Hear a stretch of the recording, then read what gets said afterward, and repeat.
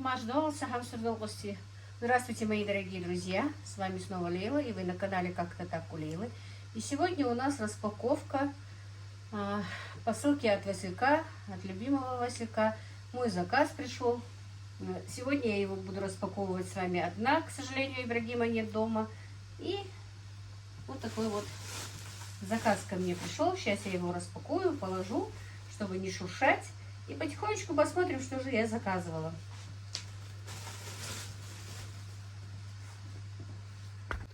На мою распаковку и моська пришел. Так вот запаковано, как видите, аккуратно все. Вот. Сейчас посмотрим дальше. Ну вот, а теперь распакуем поближе и посмотрим, что же я заказала. Первое, я вот покажу вам такую подушку, которую я заказала для своей дочери. Мадина меня просила заказать вот такую вот подушку 50 на 70. Вот она. Эта подушка. Наполнитель здесь полупуховой перовой. Ткань, вот это вот, 100% хлопок. Так, чистый легкий полупуховой наполнитель с содержанием гусиного пуха не менее 50%. В сочетании с чехлом из натурального хлопка удовлетворяет самым высоким стандартам качества, а значит и вашим требованиям. Вот такая вот подушка. Так, немножко я, наверное, все-таки обзор я не привыкла делать без Ибрагима. Вот такая подушка. Вроде бы нормальная. Посмотрим, что и как она себя поведет. Потом я вам попозже расскажу. А так, вроде бы хорошенькая очень. Так, стоит эта подушка 1503 рубля, друзья. Теперь, помните, я в тот раз заказывала леггинсы для себя. И вы знаете, мне они очень понравились. Я решила заказать еще одни себе и одни маме. Они очень удобные. И не теплые, и такие, знаете, вот прям вот мне очень понравились именно материал их, трикотаж. Такой как-то нежный, и никаких катышков, ничего, я их ношу сейчас, потому что, вы сами знаете, прохладненько. Я очень теплые не люблю, а это вот как раз самые впору. Очень удобные. Вот. Также заказала и маме вторые. Одни черные, одни синие. Вот как видите. Видно, по-моему. Вот такие вот прекрасные леггинсы. Я вам советую. Отличные, простроченные, оверлок хороший. Мне очень нравится. Тут 90% хлопка и 5% лайкры. И то же самое здесь, 95% хлопка и 5% лайкры. Нет, здесь они разные. Сейчас. Здесь хлопок, да, а здесь немножко вискоза все-таки. 95% вискозы и 5% лайкры. Да, они немножко разные по качеству, но все равно я вам рекомендую купить эти леггинсы, кто носит, кому нужны. Некоторые же все-таки в одних колготках не могут ходить, как я, например. Мне нужны немножко потеплее пока. Но зимой, конечно, нужно будет еще теплее.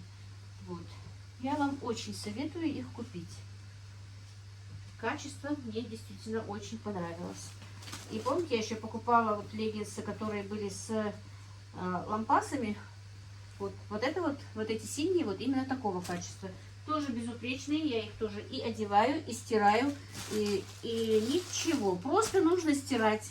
С одной подписчицей я спорила, что товар некачественный. Если стирать нужным порошком по нужной температуре, ничего с ними не происходит. Я очень часто стираю мужские вот эти вот толстовки черные. Купила специальный порошок, который стирают для стирки черной одежды. И ничего, все нормально.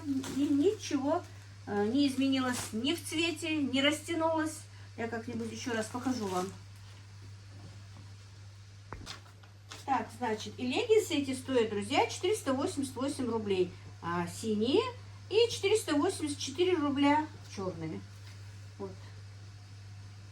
Прекрасное качество, я вам советую, рекомендую, кто носит леггинсы.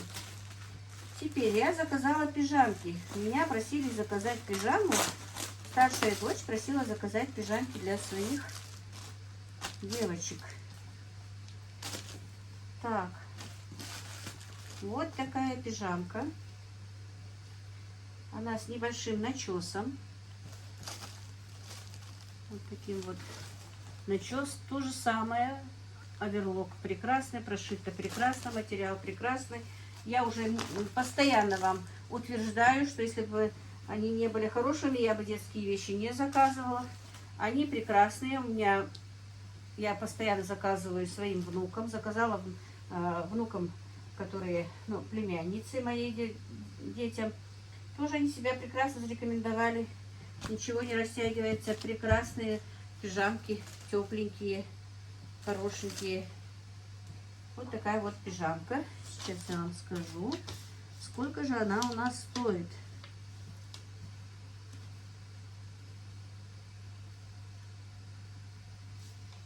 Так, пижамка для девочки розовый.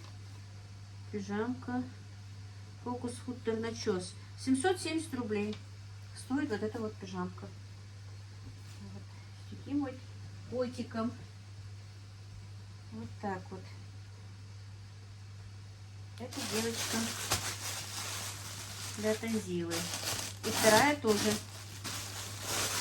Эта пижама уже не теплая, а такая трикотажная. Вот на 8 лет. Она стоит 525 рублей. Вот она более такая летняя. Просто я хотела, правда, купить с начесом, но у меня не получилось такого размера. Я не смогла, поэтому купила такую пока. Пока можно. А потом еще и теплую для нее тоже купим. Вот такая вот с котиками. Трикотаж отменный. И швы, и оверлоги, и, как видите, манжеты на резиночке, что на рукавах, что на этих на лосинах, что в горловинах. Прошито все прекрасно, швы красивые, четкие. Все безупречно. Так, это я сказала, стоит 525 рублей пижама. Так, вот эту пижаму я уже заказываю, по-моему, то ли третью, то ли четвертую, прямо в этом цвете. Она очень нам понравилась всем. Так, эта пижама уже, если я не ошибаюсь, нет, 50-й, значит, эта пижама все-таки, я думала, я себе заказала, нет, 50-й мне, конечно, мала, себе буду заказывать в следующий раз. Тоже, по-моему, мне заказывала ее Танзила, просила. Для Танзилы я купила, но она еще вот своей, сейчас, если скажу, опять будут разговоры. Ну, конечно, короче, Танзила хочет кому-то подарить ее.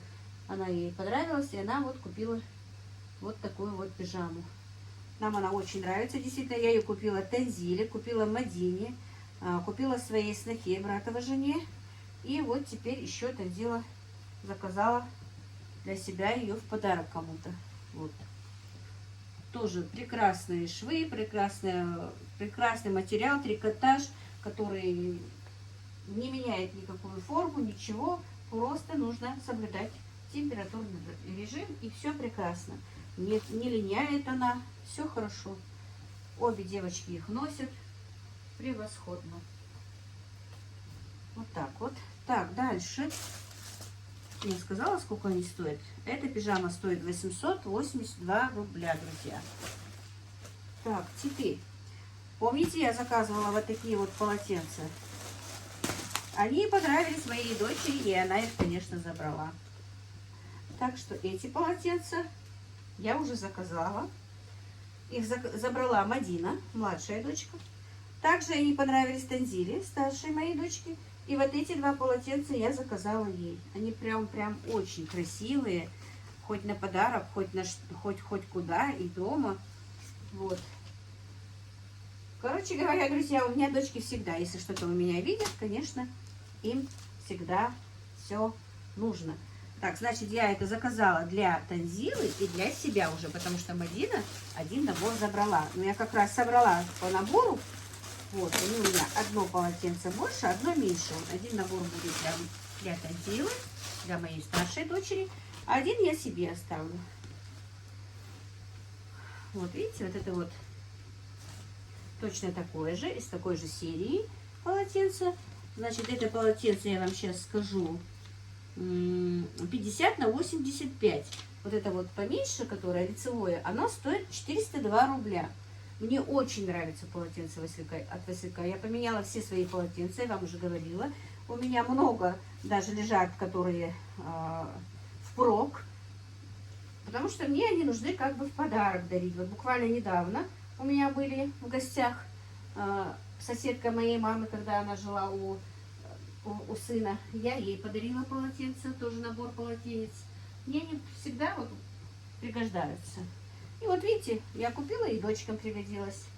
А это уже большое полотенце, банное. Оно размер 70 на 135 и стоит 952 рубля. Но качество тут отменное. Вот именно у этих полотенец очень хорошее качество. Они хорошо впитывают влагу. Они мягкие. Они очень интересные, с таким интересным вот ажурным орнаментом и немножко с блеском таким. Хоть подарок кому-то подарить тоже. Какой-нибудь красивый подарочный пакет. И это готовый подарок. Вот таких вот 2 комплекта я купила. Еще раз повторюсь, мне очень нравится полотенце от Василька. Вот так вот. И цвет такой очень приятный, розовый, нежно-розовый. И заказала себе носки. Сами знаете, что нам, сельским жителям, теплые носки просто необходимы. Мне они понравились на картинке. Сейчас посмотрим, какие они в реальности. Опять заказала много, что все равно придут девочки. И они захотят. Может быть, даже кто-то зайдет, тоже дать садаку, просто так подарить. Носочки тоже никогда не мешают. Вот такие вот теплые носки. Они не очень толстые, как раз как мне нужно. Шерстяные они, девочки. Это чисто шерстяные носки. Стоят они 65 рублей одна пара. И совсем недорого. Они прям такие мягкие, шерстяные. Будут тепло сохранять. Если даже вот одеть их как раз демисезонная погода. В смысле, в демисезонную обувь, я хотела сказать. Погода такая, что вот и под сапожки можно одеть вот такие вот не очень толстые шерстяные носки. Тоже рекомендую. И недорого, совсем 65 рублей за такие вот красивые носочки, мне кажется. Вот так вот, друзья, вот такие вот у меня сегодня подарочки. Вернее, не подарочки, а покупочки. Подарочки, говорила про подарочки, поэтому, наверное, опять что-то буду дарить. Но ничего страшного, можно еще раз заказать. Любимый Василек меня всегда выручает, можно купить, можно выбрать. И опять-таки я всегда повторяюсь, когда снимаю покупки от Василька, что я купила то, что мне нужно. А у любимого Василька огромный выбор всего. И одежды, и для детей одежды, и для мужчин, и для женщин, и для взрослых можно купить, и халаты, и одежда. Вот буквально все. И на кухню, и постельные принадлежности, и шторы. Выбор огромный. Просто сами на интерес зайдите в интернет-магазин любимого Василька. Ссылку его я оставлю. Еще раз. Ссылку его я оставлю в описании и закреплю в комментариях. Так что заходите, друзья. Выбирайте, смотрите. Очень-очень много нужных в доме по хозяйству и так вещей. Выбирайте, как я сказала. Я выбрала то, что на данный момент было нужно мне. А вы выберите то, что нужно вам. Покупайте. А вы не пожалеете. Качество, я скажу, нормальное. Ну вот как-то так. Мои дорогие, давно вам не показывала свой огород. В этом году он был плачевным, показать было нечего. Поэтому вот сейчас Мне его понемножечку прочищают, вычищают. Как видите, здесь ничего уже такого нет. Немножко остаточные эти остались. И попросила я вроде бы, ну посмотрим. Трактора просто не дозваться, чтобы вспахать руками. Это очень сложно. Спахать, положить. Немного посажу чеснока. Конечно, хотелось бы, вообще я хотела буквально все засадить чесноком. Потому что в этом году, ну ничего, тут то, что даже выросло, медведка просто уничтожила. У меня картошка, как лабиринт, была вся в этих дырках, вот в таких вот дырках прям. Единственное, что у меня хорошо в этом году здесь был, это чеснок. И вот хотела чеснок, ну ладно, не будем об этом. Короче говоря, сколько смогу, столько посажу. Но вспахать все равно нужно. Перепахать, положить. Обычно мы всегда под зиму делаем спашку. Вот, как-то так. А так, нечего показывать. Погода у нас, как видите, прекрасная, шикарная. Вроде бы говорят 6 градусов, но мне кажется, намного теплее. Солнышко прям такое теплое. Тут у меня Дир все насобирал. Выскочили у меня 2 петушка и курочка. Вот такие вот дела, друзья. Тут надо еще прибраться, конечно. Это все осень, всегда все прибирается, убирается. Нужно убирать. Ну, убирать мне не приходится. Это все мне делает. И мой дивер делает, и ребята делают. Так что здесь вот такие вот работы я не должна вести. Ну вот, а теперь пойдемте. Мне нужно заняться немножко. У меня баклажаны еще стоят купленные. Пойдемте делать салатик. Ну вот, друзья, теперь займемся, значит, нашим салатом. Я хочу сегодня сделать, ну, баклажанную икру, наверное, скорее всего. У меня баклажаны, болгарский перец. Что здесь нужно? Помидоры, чесночок и лук. Все в каком количестве я напишу в описании. И сейчас немножко буду чистить болгарский перец и пообщаюсь с вами, да? Большое вам спасибо. Хочу сначала сказать огромное спасибо за ваши комментарии, за ваши лайки. Девочки, спасибо, кто просит все-таки постоянно, чтобы ставили лайки мне, что просмотры есть, а лайков мало. Огромное с вами спасибо. И да, меня это очень радует. В последнее время канал немножко тронулся с места. Он долго стоял, немножечко только подписывались, но, машаллах, сейчас немножко и просмотров побольше, и подписчиков побольше. Даже YouTube мне говорит, что на 118% больше у вас просмотры и больше у вас подписчики. Так что огромное вам спасибо. Всем новеньким добро пожаловать. Я надеюсь, вы со мной останетесь, и вам будет со мной хорошо и комфортно. И я еще раз тоже хочу сказать спасибо за комментарии, которые были под роликом, где была свадьба, где выходила замуж моя заловка. И комментарии я отключила под роликом, где идут у меня зикр и маулид, потому что, ну, сами понимаете, идут некоторые неприятные комментарии. Хотя кто хочет написать и неприятные комментарии, и кто хочет сказать и приятные комментарии, идут под другой ролик и пишут мне все-таки. Ну, огромное вам спасибо. Самое главное, я хочу сказать огромное спасибо тем, кому понравился этот ролик. Их очень много, и вопросов тоже появилось, даже в личку появилось. Несколько человек написали мне в личку, и я надеюсь, я им ответила. Им, ну, они вроде бы, им понравился мой ответ. Так что еще раз огромное вам спасибо. А правильно это или неправильно, что и как, это не мне и никому не судить, давайте не будем. Не хочу я об этом. Я вам сказала, что о политике и о религии как таковой у нас не будет. Просто я показала свою жизнь, часть моей жизни, где, что и как. Как всегда, я показываю. И в основном это всем нравится. Поэтому я не зацикливаюсь на этом. Раньше, конечно, я бы и переживала, и ролики бы потом не выпускала несколько дней. Много бы чего происходило, но сейчас, как вчера мне Мадина звонит, мам, говорит, у тебя какое-то вдохновение пошло, ты прям снимаешь и снимаешь. Я говорю, да, а что? И потом говорит, наверное, у тебя давно не было плохих комментариев. Я говорю, почему ты так думаешь?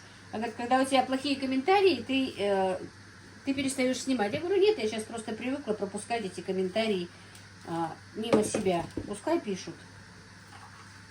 Тратить еще на их нервы, время, доказывать им что-то я не хочу, я говорю, и не буду. Так что научилась немножко вроде бы и управлять. Ну, таких вот прямо плохих комментариев и не было, если честно сказать, но немножко, конечно, кусаются, хотят укусить. Ну, что теперь поделать? Пускай. Пусть будет. Одна у меня была неадекватная, прям вот, не знаю, хейтер или кто, прям под всеми роликами какую-то чушь писала. Ее я вообще заблокировала. Вот. Вчера у меня был Мухаммед, друзья. Я, наверное, в этом ролике сейчас его просто выпущу. А вот с вами поговорю немножко, да? А рецепт уже будет у меня позже. Новый ролик я выпущу, потому что пока я сейчас это все сделаю, приготовлю, пройдет время. Поэтому я сейчас подготовлю, с вами поговорю, ролик выпущу. У меня сегодня нет Ибрагима дома, с утра его нет. Мне нужно было по некоторым своим делам проехать, в другой город поехать даже. Он пошел, принес мне посылку и сразу же уехал. Посылку, как вы видели, я распаковала сама. И действительно, друзья, серьезно, одна из подписчиц мне прям вот, это плохие вещи, это то. Ну, конечно, мы прекрасно это знаем, что это вещи не на выход, не на прям такого качества, что как качество неплохое, но не вещи на выход, выходные, дорогие, это недорогие вещи, это повседневные вещи. И они прямо удобные, действительно. Вот толстовки прям нас так выручают, эти толстовки мальчиковые. Я купила порошок АБЦ, по-моему. Вернее, не я, а Пагаудин мне принес его в этом, ну, жидкий. Так прекрасно стирает, и стирает чисто, и цвет черный вообще сохраняется. Вот ничего не полиняло, ничего, уже сколько раз мы их толстовки перестирали. Поэтому просто стирать нормально, и все будет хорошо. Вот. Полотенца действительно, как я сказала, нам очень нравятся. Вот эти вот, именно вот эти вот розовые, все моим Литонзили и Мадине очень понравились. Поэтому перезаказала.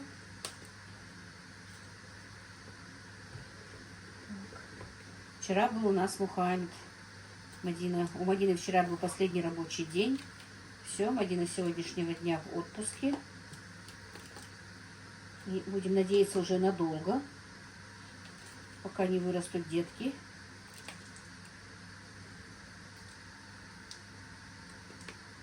Ну, Мадина, в принципе, так сидеть не будет. Она все равно чем-то занимается. Но, по крайней мере, будет рядом с детьми. Так что, ну, Аишка, конечно, будет ходить в садик, а вот Мухаммед уже будет с ней. И она мне сегодня звонит. Мама говорит, я уже с утра от него с ума схожу. Я говорю, если ты сама с него с ума сходишь, как интересно справляется с ним няня. Вот. Вчера они мне его отдали. Мадина была на работе, и у них был шопинг с Аишкой. Ездили покупать Аишке одежду. И, представляете, звонит мне. Мама говорит, я боюсь сказать мужу, он будет ругаться, ему некогда, у него, по-моему, смена вчера была. Я забыла свою сумку с покупками в ячейке фикс-прайса. Что мне делать? Благо дело, у нас там девчонка работает, знакомая, но, правда, у нее там не было смены вчера. Она позвонила девочкам своим, чтобы они отложили эту сумку. И как раз Ибрагим еще не пришел, у него же после обеда он ходит на занятия. Ибрагим забрал пакет. А там Аишкин костюмчик новый, погодка новая. Или что-то еще покупали, говорит, переоделись. И не взяли, ну, одежда, которая на ней была. Вот такая Мадина у нас немножко, Маша растеряша. Я думала, сегодня у меня, ну, я думаю, все, сегодня, вчера не получилось мне сделать эти заготовки последние, потому что, помните, вы еще давно я покупала и эти овощи, плодов. Так, как раз звонила Мадина. И что же я рассказывала? Короче говоря, у меня, вы помните, я еще давно покупала и баклажаны, и кабачки, и все на свете. Единственное, я сделала фасоль в томатном соке, а до них никак руки не доходили. Это с тех пор стоят. У меня еще кабачки стоят, нужно мне сделать кабачковую икру. Тоже собираю сегодня. И так про себя думала, когда вставала. Думаю, все, сегодня добью, ничего больше не буду делать. И мне нужно убрать, друзья, всех моих петушков. Все уже, действительно, я их и перекармливаю, и перерасход у меня идет. Все вместе. И потом уже начинать красить. Но нам еще не выплатили, друзья. Вот мне все пишут, что у всех пенсия выплачена. Подписчики, знакомые из других регионов. Но нам в Ингушетии еще нет. Обещают в конце, вроде бы сегодня 25-е, пенсия еще не пришла. Не моя. И я уже получаю еще на Ибрагима пенсию по потере кормильца, потому что он у меня учится. Вот, и на Ибрагима пенсия не пришла. Вот такие вот дела. И мне позавчера еще звонила, я совсем забыла. Ну, правда, не забыла, конечно. Ну, вам сказать забыла как-то. Позвонила женщина и заказала у меня вот именно соленье. Аджику и вот салат, который я называю ингушским. Заказала у меня по 10 баночек. А я сегодня просто... Вчера у меня не получилось, потому что привезли Мухаммеда утром поехать. А ехать надо на утренний рынок, потому что потом, позже уже невыгодно покупать. Намного дороже, надо ехать рано утром. А сегодня утром я немножко замешкалась, пока корову подоила, пока то все, смотрю, уже время. И сын говорит, я, мам, не успею на работу, если я сейчас поеду с тобой на рынок, то я не успею. На такси ехать тоже невыгодно, в принципе, и невыгодно, и не хочется. Короче говоря, отложила на завтра. Ну и сегодня вот женщина перезвонила. Заказ в силе. Я даже не знаю. Ну, вчера вроде бы мне заловки сказали, что и помидоры, и все есть. И по цене той же, которая была. Ничего не подорожало. Так что вот завтра утром поеду на ранний рынок. Может быть, поснимаю для вас. Девчонки меня просят снимать рынок. Куплю помидоры, куплю болгарский перец, сделаю аджику. Этот салат я давно на продажу не делала, если честно.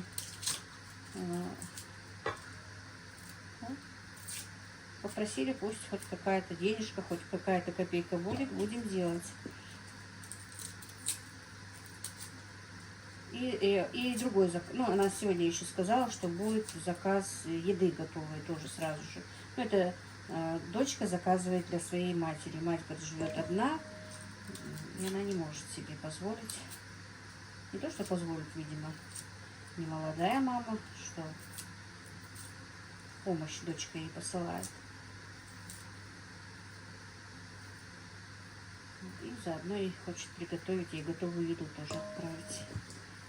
Вот. Позавчера у меня был заказ, но я его выполнила Танзила, потому что я была на свадьбе.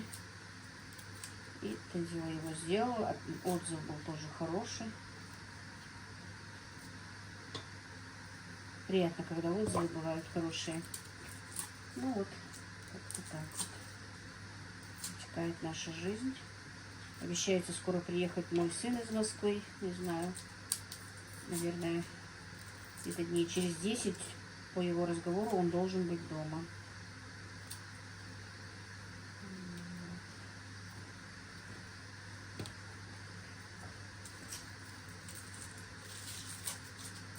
Скучаю, конечно. Не люблю, когда мои дети вне дома.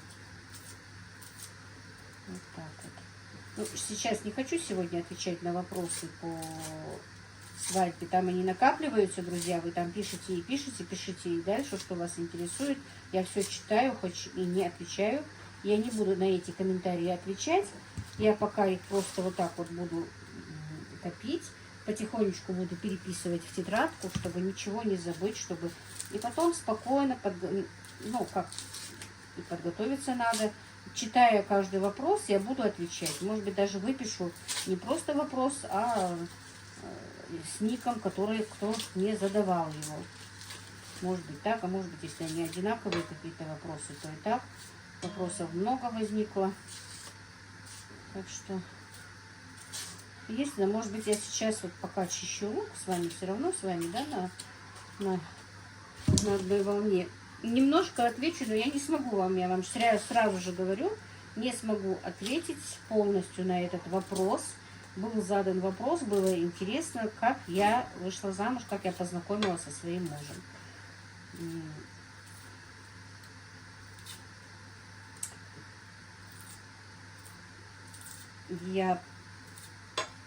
Я познакомилась со своим мужем, меня, вернее, познакомилась с моим мужем, моя заловка, старшая заловка.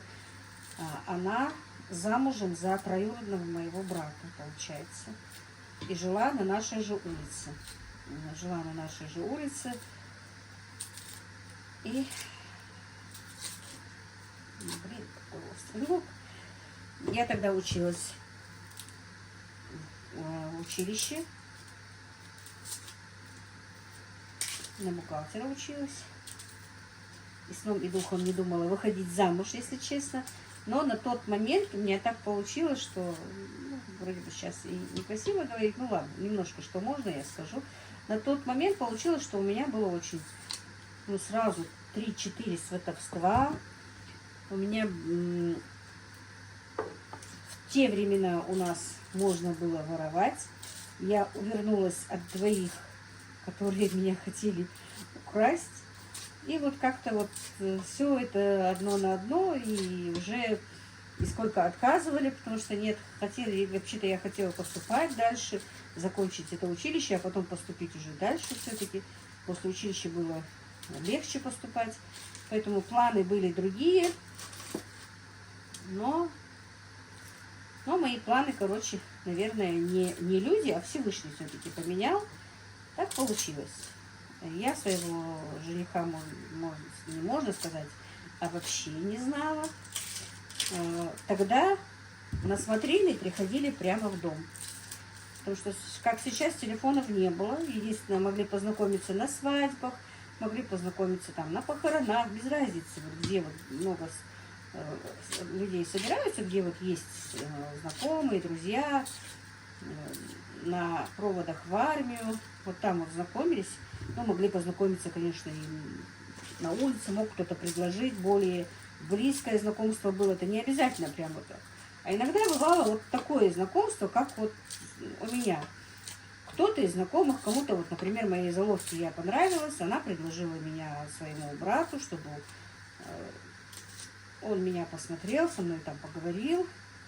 И тогда приходили на смотрины прямо домой. Вот если родственник, ну, если там его родственник, например, родственник же мой троюродный брат, получается, вот с ним он мог прийти, и уже это были официальные смотрины. Вот так он пришел ко мне на смотрины, к нам в дом, вместе с моим, вот, получается, троюродным братом, с мужем моей старшей заловки. Буквально, ну сколько, минут 15-20 только он у нас побыл, пока вот я накрыла на стол, обслужила. Ну, о чем там можно было говорить, ни о чем, просто общие фразы о здоровье, о погоде и все. Ну, мы с братом немножко переговаривались, а парень, конечно, просто сидел, несколько вопросов мне задал. И все. И действительно, я ни сном, ни духом не думаю, что выйду за него замуж. Ну, так получилось, короче, друзья.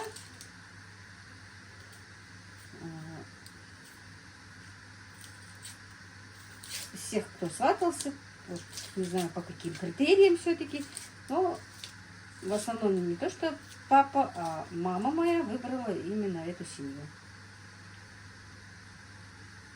Отец, если честно, не хотел, чтобы я так рано выходила замуж. Так просто получилось. Мы долго, конечно, отказывали. Ну, как долго, месяца 2 это 100 стояло. Мы всем отказывали. Но более, наверное, выбор упал на них. Но это все тоже по воле Всевышнего. Там никто ничего. Просто была причина, что нужно было, чтобы выбор пал на него. И поэтому выбор пал на него. Вот. Приехали. Меня сватать, засватали. И на второй день я слышу, я просыпаюсь. А у нас как из кухни в мою комнату не было двери. Просто шторка висела, двери не было. И я утром просыпаюсь и слышу, мама с отцом разговаривает. И отец чуть ли не плачет, даже, по-моему, плакал, что я не думала, что она так рано выйдет замуж. Хотя, в принципе, по нашим меркам я и не так уж рано вышла замуж. Мне было 19 лет. У нас и в 16, и в 17 выходили замуж, и в 18. Но я сама не собиралась, если честно, так рано, но стечение обстоятельств. Вот, и мой петушок вам подтверждает это. Меня засватали. Месяц я сидела засватанной. На учебу дальше я не стала ходить. Ну, как-то уже засватана. Если ты засватана, то уже считаешься чужой, ты уже считаешься их человеком, и поэтому не.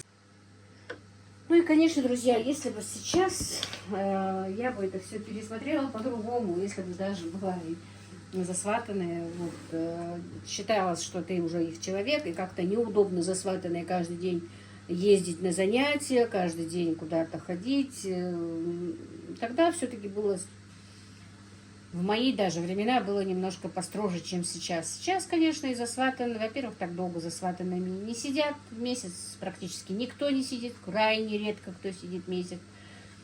Но если они даже засватанные, то кто работал, тот работает, кто учится, тот учится. Немножко у нас как-то это пересмотрелось кое-что. Поэтому так получилось, что я дальше не доучилась.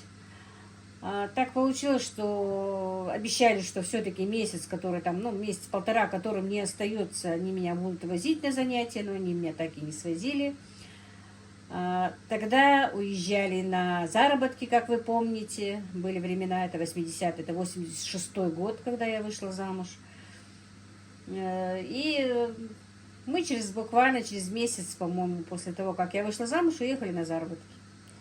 И все, моя учеба пропала. Хотя мой директор моего училища просил, чтобы хотя бы на экзамены меня привезли. Потому что училась я действительно отлично. Меня там готовила моя классная руководительница, поступление в академию московскую. Но это совсем другая история, друзья. На этом сегодняшний влог я закончу. Если вам еще что-то интересно, я не знаю, я не буду больше тянуть это все. Если вам интересно, спрашивайте, даже дальше расскажу вам. А сейчас как раз пришел мой сын, и мы будем обедать, а потом будем делать наш салатик.